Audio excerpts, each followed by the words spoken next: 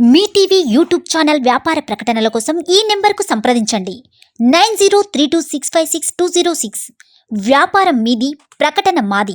Welcome to Mee TV news. నేను మీ ప్రసాద్.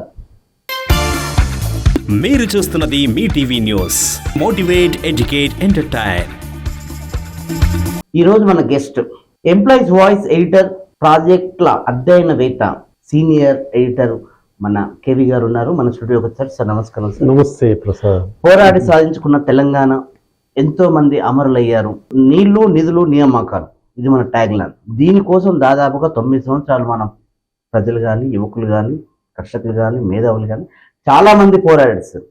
ఈరోజు మనకు నియామకాలు, ఉద్యోగాలు అనేది తర్వాత మాట్లాడుతున్నాం సార్. నీళ్లు సార్, ముఖ్యంగా మనకు రావాల్సిన నీళ్ళేంది, పోవాల్సిన నీళ్ళేంది?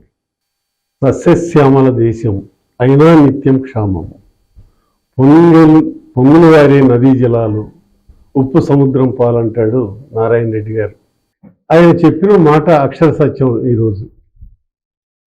ఎందుకంటే జీవనదుల్లో కావలసినంత జలాలు ఉన్నాయి. వాటిని సద్వినియోగం చేయటంలోనే మనం అంతా కూడాను శతాబ్దాల, దశాబ్దాల తరబడి విఫలమవుతూ వస్తున్నాము.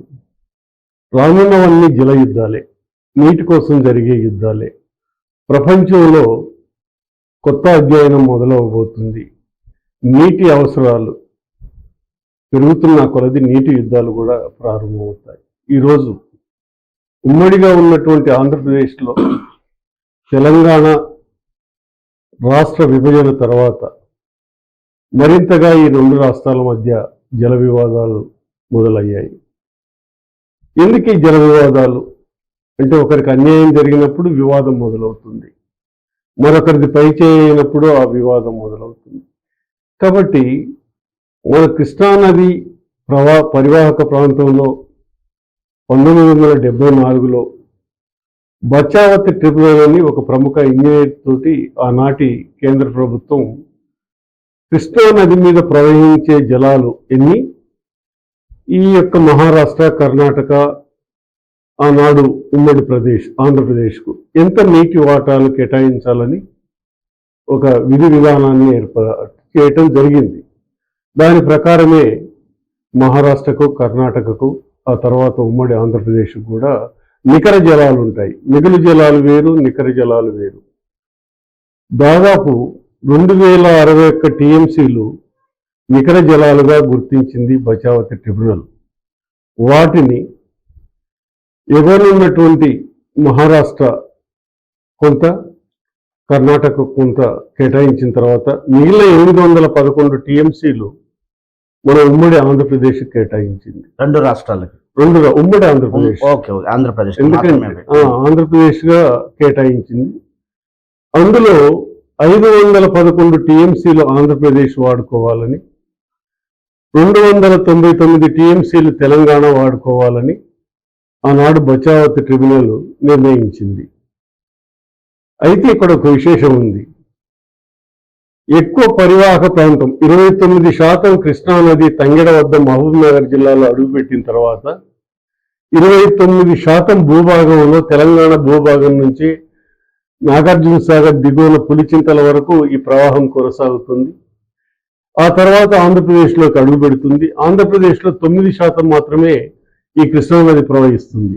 అంటే 9% ప్రవహించే కృష్ణానది జలాల్లో 511 టీఎంసీలు కృష్ణా ఆంధ్రప్రదేశ్కు, 29% ప్రవహించేటువంటి తెలంగాణకు మాత్రం 299 టీఎంసీలు మాత్రమే కేటాయింది. ఈ లోపం ఎక్కడ జరిగిందంటారు? ఈ లోపం ఆ రోజుల్లో ఉమ్మడి ఆంధ్రప్రదేశ్గా ఉంది కాబట్టి రెండు రాష్ట్రాలు కలిసి వాడుకుంటాయని అనుకున్నారు ఆ రోజు. కానీ అవసరాలు పెరుగుతున్నాయి. అప్పుడు ఏముంది, ఒక నాగార్జున సాగర్ ప్రాజెక్టు మాత్రమే ఉండేది, మిగతా ప్రాజెక్టులు కట్టబడలేదు. 74లో 1955లో నాగార్జున సాగర్ ప్రాజెక్టు నిర్మాణం అయిన తర్వాత, అది 1972లో సంపూర్తి అయిన తర్వాత, ఆ తర్వాత నీటి కేటాయింపులు జరిగినప్పుడు అటు ఆలమట్టి కర్ణాటకలో, కిందకు వస్తే నారాయణపూర్, ఆ తర్వాత వస్తే జూరాల, ఆ తర్వాత వస్తే శ్రీశైలం, ఆ తర్వాత వచ్చింది నాగార్జున సాగర్, దాని కిందకి వెళ్ళినప్పుడు పులిచింతల ఆంధ్రలోకి, ఆ తర్వాత కృష్ణా బ్యారేజీ. ఈ కృష్ణానది మొత్తం కూడాను దాదాపు మహారాష్ట్ర మహాబలేశ్వర్లో ప్రారంభమైన తర్వాత 1400 కిలోమీటర్లు దీని ప్రవాహం ఉంటుంది. ఇక్కడ హంసలదేవి, ఆంధ్రప్రదేశ్ గుంటూరు సమీపంలో హంసలదేవి వద్ద ప్రతి నది కూడా సంగమిస్తుంది. ఇంకో విషయం ప్రసాద్ గారు, మన యొక్క భారతదేశంలో గంగా, గోదావరి, కృష్ణ అంటే గంగా అతిపెద్ద నది, గంగానది, గంగా. ఆ తర్వాత మహారాష్ట్రలో పుట్టే ఏది? కృష్ణ, గోదావరి. నాసిక్ త్రయంబకంలోనేమో గోదావరి పుట్టింది, ఇటు కృష్ణలోనేమో మహాబలేశ్వర్లో పుట్టింది. కానీ ఈ రెండు ఎక్కువ ప్రాంతంలో ప్రవహించింది, తెలంగాణలోనే ఎక్కువగా ఈ నదులు ప్రవహిస్తున్నాయి. అలాంటప్పుడు తెలంగాణకి ఎక్కువ నీరు మనమే వాడుకోనికి ఉంటుంది కదా సార్ అవకాశం? అంటే కొన్ని విధి విధానాలు ఉంటాయి. ఒక 100 సంవత్సరాల నదీ ప్రయాణాన్ని ఎంత మొత్తంలో నది ప్రవహిస్తుంది, జీవనదులు ఇవన్నీ కూడా జీవనదుల మీదనే భారీ ప్రాజెక్టులు కట్టబడతాయి. మన దేశంలో 12 జీవనదులు ఉన్నాయి, అందులో గోదావరి, కృష్ణ జీవనది, గంగా. అయితే ఈ నదీ ప్రవాహం ఒక 1000 సంవత్సరాలు నీటి అంటే వర్షాధారాన్ని తీసుకుంటారు, వాటి ప్రవాహాన్ని లెక్కగట్టి వీటిని కేటాయిస్తారు. ప్రాజెక్టులు ఇష్టం వచ్చినట్లు కట్టడానికి వీల్లేదు. ఒక ప్రాజెక్టు కడుతున్నారంటే దానికి ఎంత నీటి అవసరం ఉంటుంది, ఎంత మేరకు కట్టాలి అనేది ఒక క్యాల్కులేషన్ ఉంటుంది. అంతే తప్ప మనం ఇష్టం వచ్చినట్లు నీళ్లు వస్తున్నాయి కదా అని కట్టుకోవడానికి వీల్లేదు. కాబట్టి ఈ విషయంలో తెలంగాణ నీటి అవసరాలు పెరిగిన దృష్ట్యా ఆ 299, 74లో నిర్ణయించిన నీటినే ఈనాటి వరకు మనం వాడుకుంటున్నాం. కానీ 2000 సంవత్సరం వరకే బచావత ట్రిబ్యునల్ కాలం పూర్తి అయింది. ఎందుకంటే ఆ తర్వాత కొత్త ట్రిబ్యునల్ వేయాలి. 2004లో బ్రిజేష్ కమిటీ ట్రిబ్యునల్ వచ్చింది. అప్పుడు 190 టీఎంసీలు అదనంగా పెంచింది. బ్రిజేష్ కమిటీ ఏం చేసిందంటే అప్పుడు 2061 టీఎంసీలు ఉన్నదాన్ని 2560 టీఎంసీలు 65% లెక్కగట్టి నికర జలాల్ని అప్పుడు చేసినప్పుడు ఆ పై రాష్ట్రాలకు సరిగా వాళ్ళకు కేటాయింపులు జరిగినాయి. కానీ మన 2 రాష్ట్రాల మధ్య 190 టీఎంసీలు అదనంగా కేటాయించినప్పుడు 1091 టీఎంసీలు మనకు 2 రాష్ట్రాలకు అప్పుడు ఉమ్మడి ఆంధ్రప్రదేశ్కే కేటాయించింది. ఆ కేటాయింపు పంచాయతీ ఇంతవరకు తెగలేదు. ఆ 190 టీఎంసీల్లో కూడా అసలు వాస్తవంగా మన పంచాయతీ ఏంటంటే 400 టీఎంసీలకు పైగా మా వాటా ఉంది, అది రావట్లేదు, అవి మాకు ఇవ్వాలి అనేది ఇప్పుడు కొనసాగుతున్నది. 2 రాష్ట్రాల మధ్య విభజన జరిగిన తర్వాత ప్రాజెక్టుల మీద ఆధిపత్యం ఎవరికి ఉండాలి, ఎవరు నీటి నిర్వహణ చేయాలనే దాని మీద ప్రధానంగా ఇప్పుడు జరుగుతున్నటువంటి వివాదం. ప్రాజెక్టుల నిర్వహణ ఆయా రాష్ట్ర ప్రభుత్వాలు చేయాలి, కేంద్ర ప్రభుత్వం జోక్యం చేసుకోదు. కేంద్ర జల సంఘం కానీ వాటి పర్యవేక్షణ ఉంటుంది, విధి విధానాలను నిర్ణయిస్తుంది. కానీ నిర్వహణ అంతా కూడా రాష్ట్ర ప్రభుత్వాలు చేయాలి. ఉమ్మడి రాష్ట్ర ప్రభుత్వం ఉన్నప్పుడు రాష్ట్ర ప్రభుత్వమే ప్రాజెక్టులు, శ్రీశైలం కానీ ఇవి భారీ జాతీయ ప్రాజెక్టులు, శ్రీశైలం, నాగార్జున సాగర్ భారీ నీటి సాగు ప్రాజెక్టులు ఇవన్నీ కూడా వీటిని చూడాల్సింది రాష్ట్ర ప్రభుత్వాలు. కానీ ఈ 2 రాష్ట్ర ప్రభుత్వాల మధ్య వివాదం ఏర్పడినప్పుడు కేంద్రం జోక్యం చేసుకున్నది. తుంగభద్ర డ్యామ్ ఉంది, తుంగభద్ర డ్యామ్ కూడా అటు ఆంధ్ర ఇటు కర్ణాటక మధ్య ఉన్నది. ఆ రెండింటికి కూడా తుంగభద్ర బోర్డు రివర్ మేనేజ్మెంట్ వాళ్ళు దాన్ని నిర్వహిస్తున్నారు. అట్లనే అదేవిధంగా ఇప్పుడు కృష్ణ రివర్ మేనేజ్మెంట్ బోర్డు అనే దాన్ని ఒకదాన్ని నియామకం చేసింది కేంద్ర ప్రభుత్వం. ఆ బోర్డు చెప్పిన విధంగా ఈ 2 రాష్ట్ర ప్రభుత్వాలు కూడా నీటి విడుదల కానీ ఏదైనా అవసరాల రీత్యా నీటి అవసరం వచ్చినప్పుడు ఆ కేటాయింపుల మేరకు వీళ్ళు వాడుకోవాల్సి ఉంది. అది ఉల్లంఘిస్తున్నారని ఒక ప్రభుత్వం మీద మరో ప్రభుత్వం ఆరోపణలు చేసుకుంటున్న సందర్భంలో కేంద్రం మరింతగా తన చేతుల్లోకి తీసుకుని ఇప్పుడు ప్రాజెక్టులను తమ ఆధీనంలోకి తీసుకుంటుంది. కాబట్టి ఇదేమైందంటే పిట్టపోరు పిల్లి తీర్చినట్లుగా ఉంది. మనం నిర్వహించవలసిన ప్రాజెక్టులు, మన ప్రాజెక్టులను ఇవాళ శ్రీశైలం ఉంది, అది ఆంధ్రప్రదేశ్ నిర్వహించడానికి నిర్ణయించింది. నాగార్జున సాగర్ ప్రాజెక్టు మొత్తం కూడా నల్గొండ జిల్లాలో ఉంది. ఇప్పుడు శ్రీశైలం, ఓకే సార్, ఒక చిన్న క్వశ్చన్ అందులో, శ్రీశైలం డ్యామ్ వచ్చేసి తెలంగాణలో ఉంది, టెంపుల్ వచ్చేసి ఆంధ్రాలో ఉంటుంది కదా, అది ఆ వచ్చేసిన వాటర్ కూడా వాళ్ళు ఎక్కువ వాడుకుంటున్నారు అంటే వాళ్ళు అంటే బోర్డు తీసుకున్న నిర్ణయం కావచ్చు? అది కాదు, శ్రీశైలానికి కూడా 215 టీఎంసీల నీరు శ్రీశైలం ప్రాజెక్టులో ఉంటుంది. 215. నాగార్జున సాగర్ ప్రాజెక్టులో 312 టీఎంసీలు ఉంటుంది. ఒక టీఎంసీ అంటే 11,574 క్యూసెక్కులు. ఒక టీఎంసీ నీటితోటి 25 కోట్ల రూపాయల పంట పండిస్తారు. అంటే దాదాపు 2,50,000 బస్తాల ధాన్యం ఒక టీఎంసీ నీటితో పండుతుంది. ఒక టీఎంసీ నీటితో ప్రతి క్యూసెక్ కూడా చాలా విలువైంది. అలాంటి 11,574 క్యూసెక్లను కలిపితే ఒక టీఎంసీ అవుతుంది. శతకోటి గణపటి అడుగు అంటారు దాన్ని.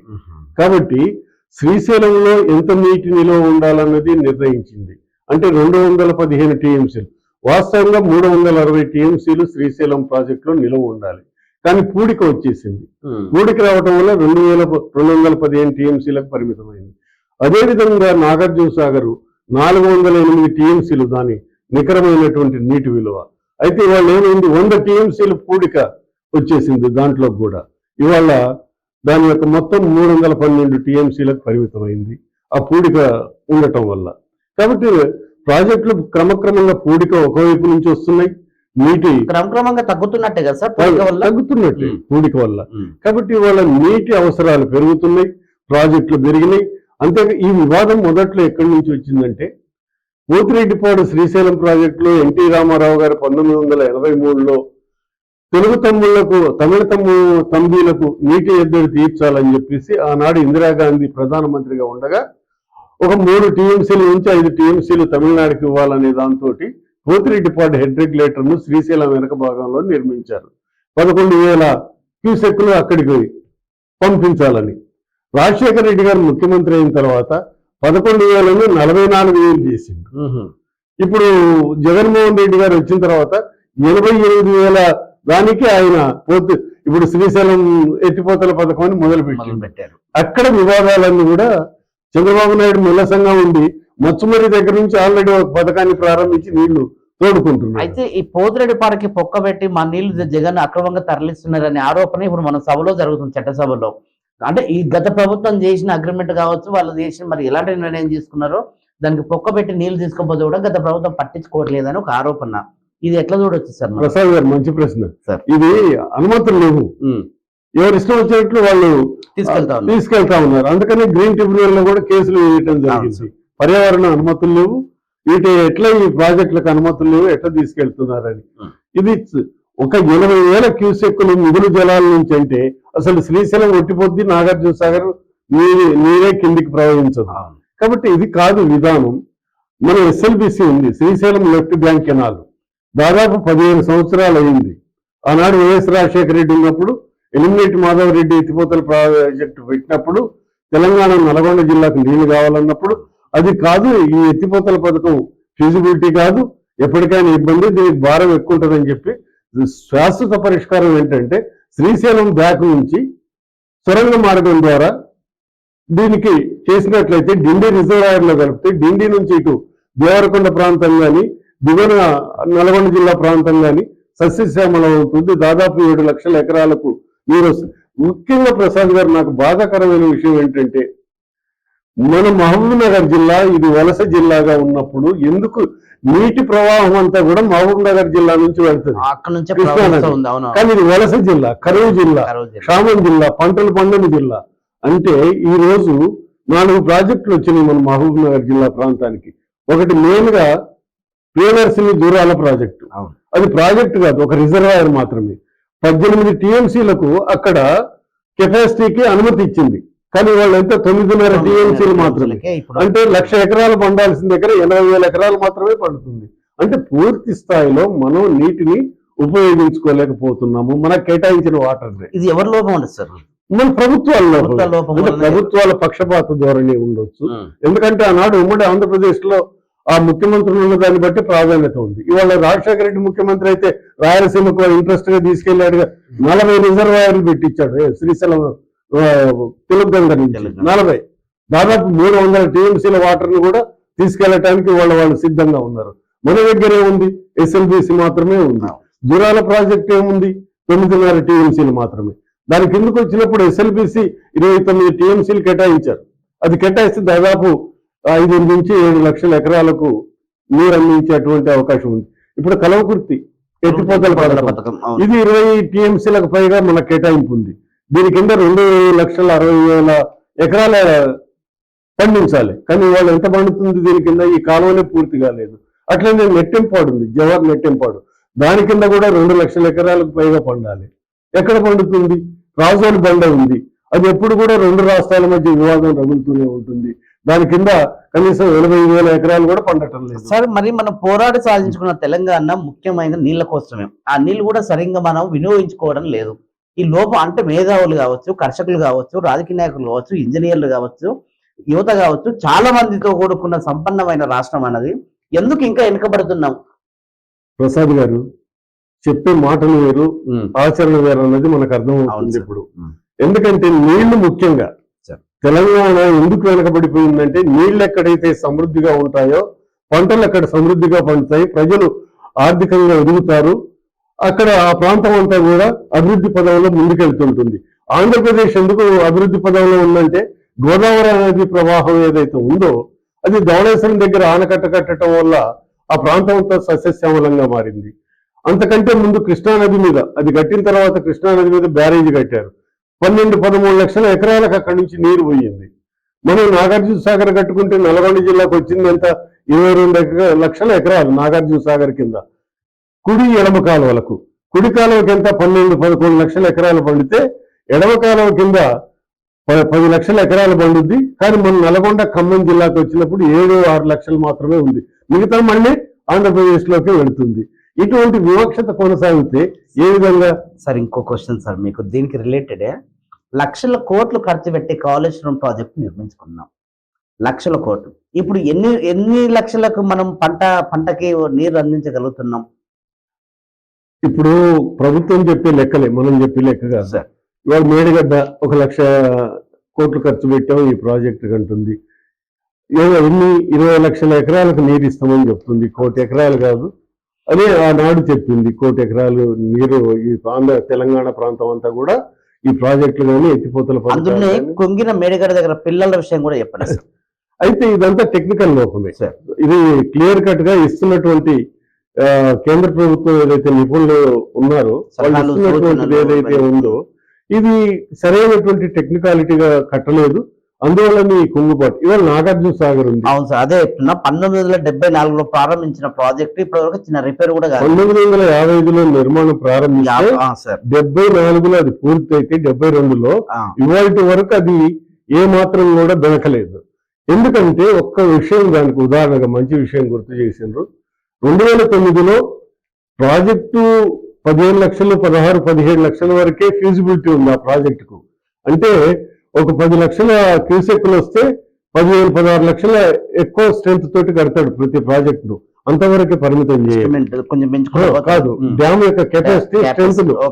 అయితే 25 లక్షల క్యూసెక్ల నదీ ప్రవాహం 2009లో వచ్చినప్పుడు శ్రీశైలం ప్రాజెక్టు గేట్ల మీద ప్రవహిస్తే కూడా ఒక ½ నుంచి మాత్రమే ముందుకు వంగింది.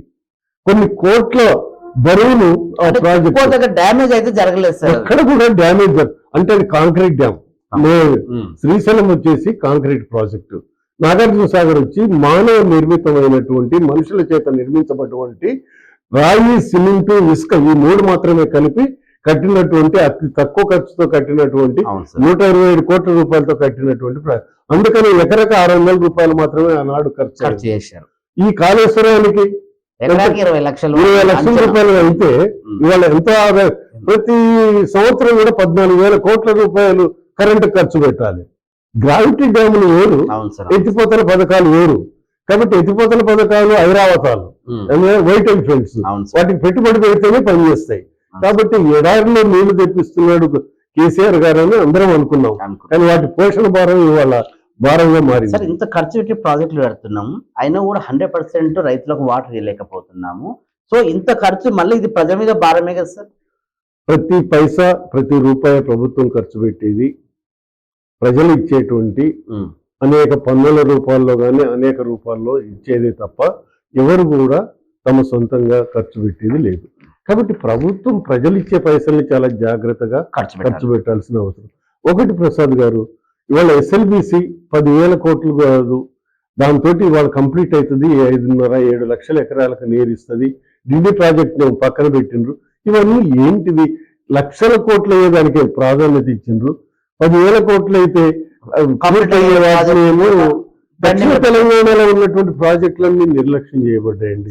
ఉత్తర తెలంగాణలో ఉన్నటువంటి ప్రాజెక్టులన్నీ కూడా కొన్ని కొత్త ప్రాజెక్టులకే ప్రాధాన్యత ఇచ్చారు, పాత ప్రాజెక్టులను వాటి నిర్వహణ విస్మరించారు. సార్ నీటి జల పంపకంలో విధి విధానాల వల్ల మనకు తరచుగా అయ్యే గొడవలు ఎందుకు సార్? అసలు ఎందుకు కూర్చొని మాట్లాడుకోవచ్చు కదా, మనకు బోర్డు ఉంది కదా సార్, దాని మీద మీలాంటి వాళ్ళు ఉన్నారు కదా సార్, అట్లా వెళ్ళొచ్చు కదా, ఎందుకు తరచుగా గొడవలు అయ్యి డ్యాములు ఆపేసి రైతులను ఇబ్బంది పెట్టే ఆలోచన చేస్తున్నారు? ఇప్పుడు ఒకటి, అసలు విధి విధానాల ప్రకారం ముందుకెళ్తే ఏ సమస్య లేదు, సమస్యలు ఉండవు. ఆ విధి విధానాలు అధిగమించినప్పుడే సమస్యలు ఉంటాయి.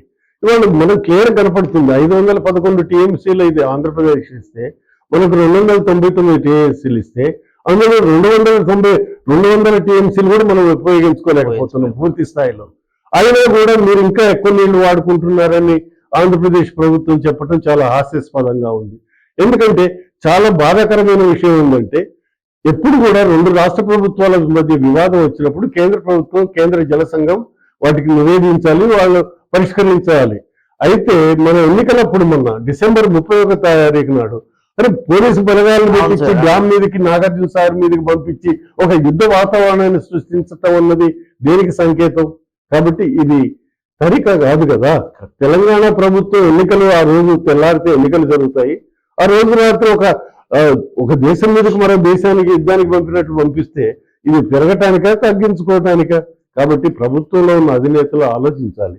ఈ సమస్యకు, ప్రతి సమస్యకు పరిష్కారం ఉంటుంది.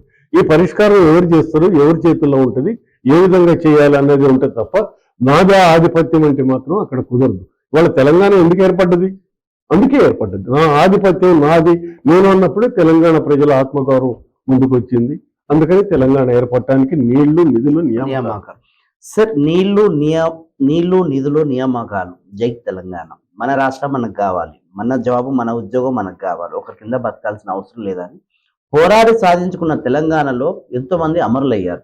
వాళ్ళకు కానీ, కుటుంబాలకు కానీ, యువకులకు కానీ, ఉద్యోగాలు కానీ, వాళ్ళకి కావాల్సిన రాష్ట్రం ఏర్పడి వాళ్ళు సంతోషంగా ఉన్నారనుకుంటున్నారా మీరు? చూడండి, తెలంగాణ వస్తే నిరుద్యోగ సమస్య తీరుతుంది. 80 ఏళ్లుగా ఆత్మగౌరవాన్ని కోల్పోయినటువంటి మనం ఆత్మగౌరవంతో ముందుకు వెళ్ళవచ్చు అని ఆనాడు శ్రీకాంతచారి మొదలు పెడితే 1800 మంది తమ ప్రాణాలను బలిదానం చేశారు. ఎందుకంటే నేను మరణించిన వచ్చే తరాలకు, భవిష్యత్ తరాలకు ఉపయోగం ఉంటుందని చెప్పి వాళ్ళు ఆ ప్రాణ త్యాగం చేశారు. ఆ ప్రాణాల త్యాగ ఫలితమే ఈనాడు తెలంగాణ. ఉద్యోగుల 44 రోజుల సమ్మెగాని అందరు కలిసి చేసి ఏదైనా సరే అన్నిటికి తెగించి చేస్తేనే తెలంగాణ వచ్చింది, కేంద్రం అంగీకరించింది. ఇటువంటి తెలంగాణ దేనికోసం వచ్చింది? ఉద్యోగాలు, ముఖ్యంగా యువతకు ఉద్యోగాలు. నిరుద్యోగులు పెరిగిపోతున్నారు, చదువుకున్న వాళ్ళ సంఖ్య పెరిగింది. అట్లా నీళ్లు, మన జలదోపిడి పెరుగుతుంది. ఆ జలదోపిడిలో మన వాటా మనకు ఉండాలి అనే దానికోసం నియామకాలు జరగాలి కదా. నిధులు ఎక్కడుంది? ఇవాళ దాదాపు ఈ ప్రభుత్వం, తెలంగాణ బీఆర్ఎస్ ప్రభుత్వం దిగేటప్పుడు 5 లక్షలు అప్పులతో దిగిపోయింది. మిగులు బడ్జెట్ ఉన్నది సార్ అప్పుడు మనకు ఏర్పడ్డాక మిగులు బడ్జెట్ ఉంది. తర్వాత వచ్చేసి లేదు, అప్పుడు 40,000 కోట్ల రూపాయలు మనం అప్పు ఉంది. కానీ ఆ 40,000 కోట్ల రూపాయలు ఇవాళ 5 లక్షల కోట్లు దాటింది, 5.5. అందుకని రేవంత్ రెడ్డి గారు ఏమంటున్నారు, అప్పులు ఇచ్చిపోయిన మాకు, మేము ఎట్లా ఈ సమస్యను పరిష్కరించాలి, ఎట్లా ముందుకు పోవాలి, అయినా ముందుకు పోతామని అంటుంది. సార్, ఇంకొకటి సార్, ఇప్పుడు వీళ్ళు ప్రకటించే రాజకీయ నాయకుల సంక్షేమ పథకాలు రాష్ట్ర బడ్జెట్ కి దీనికి ఏమైనా సంబంధం ఉందా? రాష్ట్ర బడ్జెట్ ఏమో చూపించేది, వాస్తవ ఆదాయాలు, వాస్తవ ఖర్చులు వేరుగా ఉంటాయి.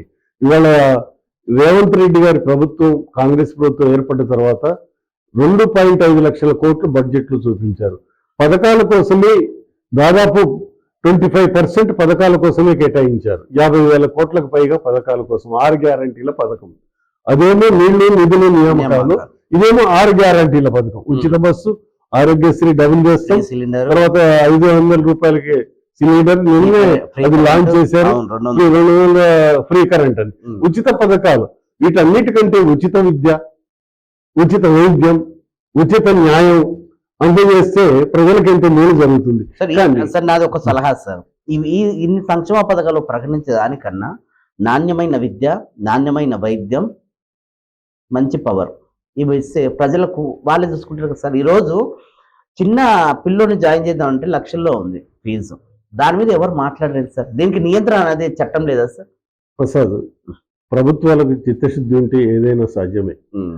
ప్రభుత్వ బడుల్లో చదువు చెప్పే టీచర్స్ హైలీ ఎడ్యుకేటెడ్ పర్సన్స్, కానీ వాళ్ళ కార్పొరేట్ కాలేజీలు కానీ కార్పొరేట్ బళ్ళు కానీ తల్లిదండ్రులు మోటివేట్ చేసి తీసుకెళ్ళిపోతున్నాయి ఆ పిల్లల్ని. కాబట్టి ప్రభుత్వం ఖచ్చితంగా ప్రభుత్వ పాఠశాల విద్య ద్వారానే అప్డేట్ చేయాలనుకుంటే ఖచ్చితంగా చేయొచ్చు. అది ప్రభుత్వాలకు చిత్తశుద్ధి ఉండాలి. అంటే ప్రభుత్వ పాఠశాలను కూడా డెవలప్ చేయాలి కదా సార్ వాళ్ళు. అంటే అక్కడ స్ట్రెంత్ తగ్గుతుంది కదా రోజు రోజుకి, ప్రైవేట్ స్కూళ్ళకి ఎక్కువ పంపిస్తున్నారు పిల్లల్ని. అంటే ప్రభుత్వం కూడా మోటివేట్ చేసి సరైనటువంటి విద్యను అందించి సరైన సౌకర్యాలు కల్పించినట్లయితే ప్రైవేట్ కార్పొరేట్, ఎందుకంటే గురుకులాలు ఉన్నాయి వాళ్ళ. అవును సార్, అది బాగుంది. అవి ఛాలెంజ్ చేస్తున్నాయి వాళ్ళ ప్రభుత్వ గురుకులాలు అవన్నీ కూడా. మరి కార్పొరేట్ కాలేజీలను కూడా ఛాలెంజ్ చేసి ఇది స్వాగతించాలి సార్. మనం రైట్. కాబట్టి మనం దాన్ని అంటే ఎక్కడ లోపం జరుగుతుందో దీన్ని చూడొచ్చు. కార్పొరేట్ కాలేజీలకు ధీటుగా గురుకులాలు పనిచేస్తున్నాయంటే ప్రభుత్వ పాఠశాలలు ఎందుకు పనిచేయవు? ఖచ్చితంగా పనిచేస్తాయి. దాని మీద విధి విధానాలు అంటూ ఉండాలి, దాని మీద అంకిత భావం ఉండాలి, చిత్తశుద్ధి ఉండాలి. సార్ ఇప్పుడున్న తెలంగాణలో యువతకి వాళ్ళు కావాల్సిన ఉద్యోగాలు కావచ్చు, ఇంకేదన్నా, ఇవన్నీ వాళ్ళు సంతృప్తిగా ఉన్నారంటారు సార్? ఒకటి, నియామకాల విషయంలో ఇప్పటికీ నా కళ్ళ ముందు కనపడుతున్నది ఏంటంటే, చట్టసభలో తొలి తెలంగాణ ముఖ్యమంత్రి కల్వకుంట్ల చంద్రశేఖరరావు గారు నగదుగా 1,00,000 ఉద్యోగాలు ఉన్నాయి, నేను వీటిని భర్తీ చేస్తానని చట్టసభలో చెప్పిండు అందరి ముందు. కానీ ఆ భర్తీ కొనసాగుతూనే ఉంది, 10 ఏళ్ళు జరుగుతున్నా కూడా. ఈ పార్టీకి అనేక మంది రిటైర్ అయ్యారు, అనేక ఖాళీలు ఏర్పడ్డాయి. దాదాపు వాళ్ళ 2 లక్షల పోస్టులు కూడా ఉన్నాయి. ఎంత హాస్యాస్పదం అంటే, టీఎస్పీఎస్సీ పెట్టారు, మీ ఉద్యోగాల కోసం అడ్మిషన్లు పొందండి, దరఖాస్తులు చేసుకోమంటే దాదాపు 30 లక్షల మంది వాళ్ళ టీఎస్పీఎస్సీలో ఉన్నారు. 30 లక్షల మంది నిరుద్యోగ పోస్ట్ గ్రాడ్యుయేట్స్ అనేక మంది. ఏది ఉద్యోగాలు ఎక్కడున్నాయి? తర్వాత ఈ నిరుద్యోగ సమస్య తీర్చడానికి వెనకటికి ఒక కథ ఉంది. గుర్రానికి గరక కడతారు, ఉరికిస్తారు, ఆ గరక అందదు, ఈ గుర్రం ఉరుకుతూనే ఉంటుంది. అట్లనే వాళ్ళు కూడా ఈ ప్రభుత్వాలు అంటే టీఎస్పీఎస్సీ నమ్ముకొని కూడా వాళ్ళు కూడా దాదాపు సంవత్సరాలు కష్టపడి కోచింగ్ సెంటర్లో ఒక పూట దీని కోచింగ్ తీసుకొని లక్షలు ఖర్చు పెట్టి ఎగ్జామ్ కి ప్రిపేర్ అయ్యే మూమెంట్ లో పేపర్ లీక్ అవుతుంది. అది వాళ్ళది ఏంటి సార్? ఇది ఎక్కడ లోపం జరుగుతుంది అంటే సార్? చాలా ఈ ప్రశ్న వింటేనే బాధేస్తుంది. ఎందుకంటే ప్రసాద్ గారు, గ్రామీణ ప్రాంతాల నుంచి వచ్చినటువంటి పిల్లలు ఎవరైతే ఉన్నారో జీవితం మీద ఎన్నో ఆశలు పెట్టుకున్నారు. తల్లిదండ్రులు భూమి మీద పంటలు పండించి పండి అప్పులు చేసి తమ కొడుకులు ఉద్యోగస్తులైతే, వాళ్ళ విద్యావంతులైతే వాళ్ళ కళలు నెరవేరుతాయని చెప్పి చేస్తే, చివరకు కోచింగ్ సెంటర్లు వచ్చినప్పటి నుంచి, తెలంగాణ వచ్చినప్పటి నుంచి కోచింగ్ సెంటర్లు మాత్రం కోటీశ్వర్లు అయ్యారు, పిల్లలు మాత్రం నిరుద్యోగులుగానే ఉన్నారు. ఇవాళ టీఎస్పీఎస్సీలో గ్రూప్ 1, 2 ఇవన్నీ పెడితే కూడా లీకేజీలు అంటే అర్థం ఏముందా?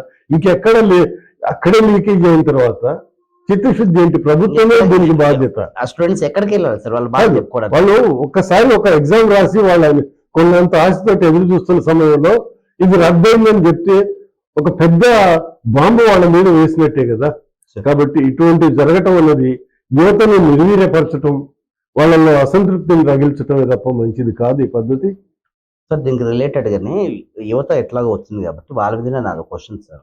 యువత రాజకీయాల్లోకి ఎందుకు రాలేకపోతుంది? అంటే బ్యాక్గ్రౌండ్ లేకన్నా, వాళ్ళకి ఆర్థిక స్తోమత సరిపోకన్నా, ఉంటే ఉన్న రాజకీయ నాయకులను ఎదుర్కోలేకన్నా వాళ్ళు రాజకీయాల్లోకి ఎందుకు ఆ విషయం క్లుప్తంగా చెప్పండి సార్. చూడండి, గత 20 సంవత్సరాలుగా రాజకీయ సినారియో మారింది.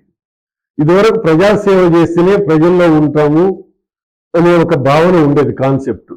ఇవాళ డబ్బు ఉంటేనే మనం ప్రజాసేవ చేయగలుగుతాము, ప్రజల్లో ఉండగలుగుతాము, గెలవగలుగుతాము అనే కాన్సెప్ట్ వచ్చింది ప్రస్తుతం. నేను ఒక ఉదాహరణ చెప్తాను. మిర్యాలగూడ ఎంపీగా కామ్రేడ్ లక్ష్మీదాస్ గారు అని ఒక ఆయన ఉండేవాడు. ఆయన ఎంపీగా 64లో పోటీ చేసినప్పుడు, అంతకుముందు 64 ముందు 52 ఎలక్షన్స్ తర్వాత తన సైకిల్ మీద తను తిరుగుతూ 200 రూపాయలకు లక్ష్మీదాస్ గారికి ఓటు వేయండి అని చెప్పి 200 రూపాయలు ఖర్చు పెట్టి ఎంపీగా గెలిచిండు. ఈ రోజు అటువంటి పరిస్థితులు ఉన్నాయా? నిజాయితీగా ప్రజలు ఉన్నారు, సేవ చేసేవాడికి ఓటేద్దాం అనుకుంటున్నారు. ఇవాళ పైసలు ఇస్తేనే ఓటేస్తామని లెక్కకాడికి వచ్చి పైసలు ఇవ్వకపోతే మేము ఓటేయమని రోడ్లు ఎక్కుతున్నటువంటి పరిస్థితులు దురదృష్టకరం, బాధాకరం. వాళ్ళని తయారు చేసింది ఎవరు సార్? ఈ వ్యవస్థనే కదా. అంటే వ్యవస్థ ఒక 10 రూపాయలు నీ దగ్గర నుంచి తీసుకోవటానికి 1 రూపాయి నేను ఖర్చు పెడతాను ముందుగా. Hmm. కాబట్టి ఆ బలహీనతలన్నీ తెలుసు. కాబట్టి ప్రజల బలహీనత ఏంటి? ఫ్రీ బస్ అనగానే ఇవాళ బాగానే ఉంది. కానీ రోజు 4 కోట్ల రూపాయలు, నెలకు 120 కోట్ల రూపాయలు అంటే బడ్డే అంతా ఎవరు భరించాలనేది మనం అర్థం కావట్లేదు. అది ఆలోచన చేయట్లేదు. కాబట్టి ప్రజలు ఉచిత పథకాలు ఎప్పుడు కూడా ఇప్పుడు రైతుకి ఇస్తున్నారు, మంచిది. రైతు ఎందుకంటే ఆరుగాలం పండిస్తున్నాడు, చేతికి పంట వచ్చే సమయానికి కూడా గ్యారెంటీ ఉండదు. కాబట్టి రైతు పథకాలు ఎప్పుడు కూడా రైతుకు మేలు చేయాలి. రైతే దేశానికి వెన్నెముక అంటున్నాం, రైతు వెన్నెముకను తీసేస్తున్నాం. కానీ నిరుద్యోగ సమస్యను పరిష్కరించాలి ఈరోజు. కాబట్టి నిరుద్యోగ సమస్యను పరిష్కరించడానికి 24,000 ఉద్యోగాలు ఈ 100 రోజుల్లో ఇచ్చానని కాంగ్రెస్ ప్రభుత్వం రేవంత్ రెడ్డి గారు చెప్పారు. ఇప్పుడు వేసే అడుగులు కొంత బాగానే ఉన్నాయి. కానీ ఏదైతే 6 గ్యారంటీలు ఉన్నాయో 6 గ్యారంటీలతో పాటు గత ప్రభుత్వాలకి ఇప్పుడున్నటువంటి దానికి ప్రధాన తేడా ఏంటంటే దీర్ఘకాలిక ప్రణాళికలతోటి అభివృద్ధి ముందుకు ఉండేది. అప్పుడు అభివృద్ధిని ఇవాళ గత ప్రభుత్వమా ఇంకా పూర్వ ప్రభుత్వాలు నాగార్జున సాగర్ ప్రాజెక్ట్ కట్టేటప్పుడు దీర్ఘ ప్రణాళిక. ఈ ప్రాజెక్టు కడితే 100 సంవత్సరాల వరకు ప్రజలు సుభిక్షంగా ఉంటారు. అది వ్యవసాయ ప్రాజెక్టు, తాగునీటి ప్రాజెక్ట్ అయింది, విద్యుత్ ప్రాజెక్ట్ అయింది, పరిశ్రమలు వచ్చినాయి. అట్లనే శ్రీశైలం ప్రాజెక్టు విద్యుత్ ప్రాజెక్ట్ అది కేవలం. కానీ వాళ్ళ వ్యవసాయ ప్రాజెక్టుకు మారింది, తాగునీటి ప్రాజెక్టుకు మారింది. దీర్ఘకాలిక ప్రణాళికలు లేవు. అంత షార్ట్ స్పాన్ అంతా కూడా షార్ట్గా అయిపోయింది. సార్ ఇంకొకటి చివరిగా మీదో question sir, as a senior editor గా గత ప్రభుత్వం అంటే తెలంగాణ రాష్ట్రం సాధించుకున్నాక గత ప్రభుత్వం ఎట్లా ఉంది, ప్రస్తుత ప్రభుత్వం ఇది కేవలం 2-3 నెలల ప్రభుత్వమే కావచ్చు, మీరు చూస్తున్న ఈ 3 నెలల ప్రభుత్వం మీ అబ్జర్వేషన్ ఎలా ఉంది, గత ప్రభుత్వం ఎలా ఉంది, ఈ 2 ప్రభుత్వాలకు వ్యత్యాసం చెప్పండి. గత తెలంగాణ అస్తిత్వం పేరు మీద తెలంగాణ కావాలి, తెలంగాణ రావాలి, తెలంగాణ వస్తేనే సమస్యలన్నిటికీ పరిష్కారం అని చెప్పి అనుకుని ఆనాడు ప్రజలంతా కూడా ఆ ఉద్యమానికి సహకరించారు. ఆ ఉద్యమ నేపథ్యంలో నుంచి తెలంగాణ పుట్టుకొచ్చింది. అంతవరకు బాగానే ఉంది. మొదటి 5 సంవత్సరాలు ఒక మాదిరిగా నడిచింది. కాంట్రాక్ట్ ఉద్యోగాలు ఉండవు, టెంపరీ ఉద్యోగాలు ఉండవు, అన్ని పర్మనెంట్ ఉద్యోగాలే అని చెప్పేసి ముఖ్యమంత్రి గారు ఆనాడు చెప్పడం జరిగింది. ఈ తెలంగాణను బంగారు తెలంగాణ చేస్తానని చెప్పడం జరిగింది. ఇది అప్పుల తెలంగాణ అవుతుందని ఎవరం కూడా మనం ఊహించలేదు. నీళ్లు మన వాటా మనకు వస్తుంది అనుకున్నాం, కానీ అందులో కూడా రాలేకపోయింది. చివరి వరకు కూడా నేను చెప్పిందే ప్రజలు వినాలనుకున్నాడు ఆ ముఖ్యమంత్రి గారు. కానీ ప్రజలు వినరట్లా. ప్రజలు ఎప్పుడు కూడా నిశ్శబ్ద విప్లవాన్ని తీసుకొస్తారు. గత ఎన్టీ రామారావు కూడా నేను అపర శ్రీకృష్ణ భగవానుని అనుకున్నాడు, శ్రీరాముడిని అనుకున్నాడు, ప్రజలు నా వెంటే ఉంటారు అనుకున్నాడు. కానీ ప్రజలు నిశ్శబ్దంగానే ఓడిస్తారు. కాబట్టి ప్రజలకు మేలు చేస్తే ఖచ్చితంగా వాళ్ళ వెంట ఉంటారు, ఆ నాయకుడి వెంట. ప్రజలు 1-2 సార్లు వాగ్దాన భంగం చేసి ఆ మాటల్లో నమ్మకం కోల్పోతే మాత్రం ప్రజలు ఖచ్చితంగా దానికి తగిన విధంగానే సమాధానం చెప్తారు. కేసీఆర్ గారు నేను చెప్పిన వాళ్ళకి మీరు ఓటేయండి, నేను పెట్టిన వాళ్ళని గెలిపించండి అన్నప్పుడు ప్రజలు దాన్ని తిరస్కరించారు. మీ విధానాలు బాగుంటే ఖచ్చితంగా ఓటేస్తారు. విధానాలు చెప్పేది ఒకటి చేసేది ఒకటి ఉన్నప్పుడు దాన్ని తిరస్కరిస్తారు. ఇది ప్రజాస్వామ్యం, ఇది డెమోక్రసీ. రాజుల పరిపాలన కాదు, ఇది నియంత్రణ పరిపాలన కాదు. ప్రజలు ఎదురు తిరుగుతారు. ఇక్కడేముంది, ఓటు అనే ఆయుధం ఉంది. మనం ఎన్ని మాట్లాడుకున్నా, ఎన్ని లోపాలున్నా ఈ వ్యవస్థలో, కానీ చివరికి అంతిమంగా ఆయుధం ఏంటంటే ఓటు అనే ఆయుధంతో ప్రజాస్వామ్యాన్ని మనం బ్రతికించుకోగలుగుతున్నాం. కాబట్టి ప్రసాద్ గారు, గత ప్రభుత్వం మిగతా 5 సంవత్సరాలు మాటలతోటి కాలం గడిపింది. చెప్పొచ్చు, పాలకులు అధికారంలో ఉండేవాళ్ళు ఎప్పుడు కూడా మాకు అభివృద్ధి బాగా కనపడదు. అంతకుముందు చంద్రబాబు నాయుడు కూడా ఇట్లా అనుకున్నాడు, విజన్ 2020 విజన్, ఇక నేనే శాశ్వతంగా ముఖ్యమంత్రి. ఎవరూ శాశ్వతం కాదు. ప్రజలు అనుకున్నంతసేపే శాశ్వతం. ప్రజలు వాళ్ళ విధానాలు నచ్చినప్పుడు, చెప్పేది ఒకటి చేసేది ఒకటి అయినప్పుడు, ఆ యొక్క ముఖ్యమంత్రి అన్నప్పుడు ఆ మాటలకు ఒక విలువ ఉంటుంది, ఒక శాంటిటీ ఉంటుంది. అది ఎప్పుడైతే కోల్పోతారో ప్రజల విశ్వాసాన్ని కూడా కోల్పోతారు. ఇప్పుడు వచ్చినటువంటి రేవంత్ రెడ్డి ప్రభుత్వం అప్పుల ప్రభుత్వంలో ఉన్నా కూడా కొన్ని పథకాలు 6 గ్యారంటీలు 100 రోజుల్లో పూర్తి చేస్తానన్నా కూడా 100 రోజులు పూర్తయిన సందర్భంలో 4 పథకాలు పూర్తయినాయి. మరో 2 పథకాలు, పెన్షన్ పథకం ఒకటి ఉంది, సంక్షేమ పథకాలు ఉన్నాయి. కాబట్టి వాటిని కూడా పూర్తి చేయవచ్చు. కానీ రాష్ట్రాలు మేము ప్రజలు కోరుకుంటున్నది ఏంటంటే ఉచిత పథకాల మీదనే ఈ ప్రభుత్వాలు నడవకుండా దీర్ఘకాలిక అభివృద్ధి, నిరుద్యోగ సమస్య నిర్మూలన, ప్రజా సంక్షేమం. ఇదొక దుకాణం కాదు, ఇదొక వ్యాపార సంస్థ కాదు. ప్రభుత్వం అంటే ప్రజా సంక్షేమాన్ని. ప్రజలు ఏమి ఆలోచిస్తున్నారు? మేలైన వైద్యం, మేలైన విద్య, మేలైనటువంటి సంక్షేమాన్ని ఆలోచిస్తున్నారు తప్ప అన్ని ఫ్రీగా వస్తే అనుభవిద్దామని ఎవరు లేరు. కాబట్టి ప్రజలు కూడా వివేకంతో ఆలోచిస్తారు ఎప్పుడు కూడా, ప్రభుత్వాలు ఎన్ని చెప్పినా కూడా. కాబట్టి ఈ ప్రభుత్వం ఈ 100 రోజుల పాలనలో కాస్త మంచి అడుగులు వేస్తుంది. ఎన్ని ఇబ్బందులు ఉన్నా కూడా ఆర్థికంగా అడుగులు పడుతున్నాయి. ఇంకా చాలా కాలం ఉంది కదా, 5 సంవత్సరాల పరిపాలనలో 100 రోజులు పూర్తి అయినాయి. ఇంకా చాలా 4.5 సంవత్సరాలు ఉన్నది, ఎక్కువగానే ఉంది 4. కాబట్టి చూద్దాం ఏం జరుగుతుందో. అంటే మంచిగా ఆలోచిద్దాం, మంచిగా అనుకుందాం. మనం కేసీఆర్ ప్రభుత్వం బీఆర్ఎస్ ఉన్నప్పుడు కూడా మంచిగా అనుకున్నాం. ఏ ప్రభుత్వం వచ్చినా ప్రజలు ఏమనుకుంటారంటే మంచి చేస్తుంది అనుకుంటారు. కానీ దాని ఫలితాన్ని వికటించినప్పుడు మాత్రమే ప్రజలు తిరస్కరిస్తారు. థ్యాంక్ యూ అండి, మీ విలువైన సమయం మాకు ఇచ్చి మీ దగ్గర ఉన్న అనుభవాలు మా దగ్గర పంచుకున్నందుకు, తెలియని విషయాలు కూడా మా ప్రేక్షకులకు చెప్పింది. థ్యాంక్ యూ సో మచ్ అండి. ఇది అందరూ మా టీవీ అని పెట్టుకుంటారు, మీరు మీ టీవీ అని పెట్టుకున్నారు. కాబట్టి మీ టీవీ మనందరి టీవీ, మన టీవీ. ఈ టీవీ వాస్తవాలే చెప్పాలి, వాస్తవాలని వెల్లడించాలని కోరుకుంటూ మీ స్టూడియోకి పిలిచినందుకు ప్రత్యేకంగా ధన్యవాదాలు తెలియజేస్తాను. Thank you sir. మీలాంటి బ్లెస్సింగ్స్, మీలాంటి ఆశీర్వాదం మాకు కావాలి సార్. మేము ప్రజల పక్షం, ప్రజల గొంతే వినిపించాలని ముందుకు వెళ్తున్నాం సార్. నీళ్లు, నిధులు, నియామకాలు, వీటి గురించి క్లుప్తంగా ఈరోజు మనకు కేవీ గారు సీనియర్ ఎడిటర్ మన స్టూడియోకి వచ్చి అమూల్యమైన సమాచారం, తెలియని విషయాలు కూడా ప్రేక్షకులకు చెప్పినందుకు నిజంగా వాళ్ళకు థ్యాంక్స్ చెప్పుకుంటూ sir thank you so much అండి. మరో వారం మరో గెస్ట్తో మళ్ళీ మీ ముందుకు వస్తుంది. అందరూ మీటింగ్ని ఆశీర్వదించాలని, అందరూ సబ్స్క్రైబ్ చేసుకోవాలని మరొకసారి కోరుకుంటూ థ్యాంక్ యూ సో మచ్. చూస్తూనే ఉండండి మీ టీవీ న్యూస్. ధన్యవాదాలు. అన్ని రకాల సమస్యలని మొత్తం అందరికీ తెలియజేస్తూ ప్రజల్లో రకమైన అవేర్నెస్ తీసుకురావాలి. అన్ని రకాల మీ టీవీ అనేది అందరి టీవీలా ఉండాలి. మీరు చూస్తున్నది Mee TV news. Motivate, educate, entertain.